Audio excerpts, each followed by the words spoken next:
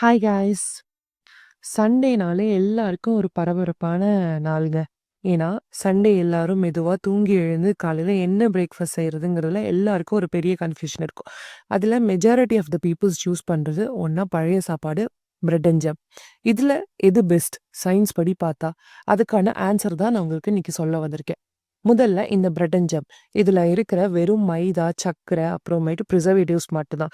இத சாப்பிட்டா உங்க ரத்தத்துல இருக்க சுகர் லெவல் டக்குன்னு ஏறும். ஆனா, அடுத்த 1 மணி நேரத்துல அப்படியே நீங்க டயர்ட் ஆகிடுவீங்க. ஆனா, அதே சமயம் இந்த பழைய சோறு இருக்கே, இது வெறும் மிச்சமான சாப்பாடு இல்லங்க.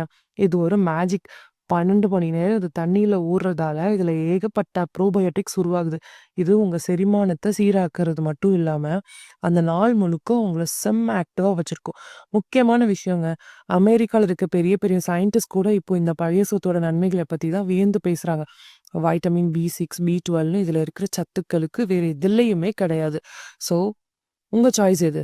பிரெட் அண்ட் ஜாமா? இல்ல பழைய சோறா? நம்ம ஊரு பழைய சோறா? கமெண்ட்ல சொல்லுங்க. இந்த மாதிரி ஆச்சரியமான சயின்ஸ் தகவலுக்கு இப்போதே அறிவியல் அமுது சேனல சப்ஸ்கிரைப் பண்ணுங்க. அடுத்த வீடியோல பார்ப்போம். பாய்.